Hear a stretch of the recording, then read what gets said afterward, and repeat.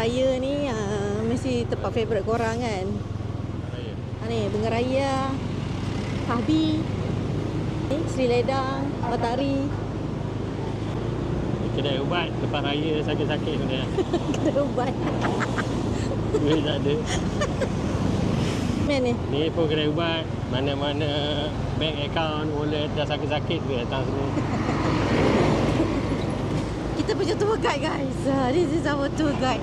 Encik Syukri bin Yaakob. Semangkuk darah Raja Muda.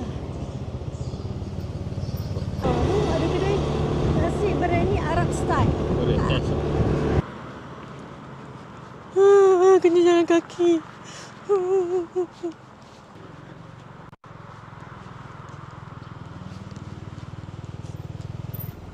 Boleh kan naik? Cuba tengok. Oops. Not too far.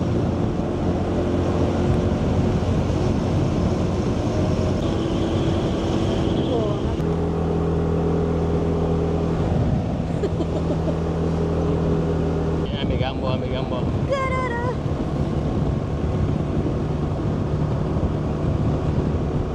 Nampak tak video lagi belakang?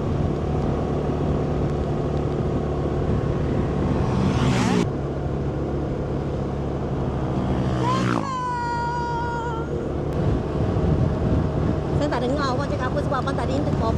Ni dia orang berhenti motor besar ni dekat sini ada apa? Nak kata dia motor besar tu berhenti dekat situ ada apa? Nak ambil gambar. Ambil gambar lah kau, ambil view, ambil drone ke. Sebab nampak dia pakai VR tadi ada drone. Jangan hiraukan mereka abang, jangan hiraukan mereka. Apa yang perlu adalah kita hirau diri kita sendiri.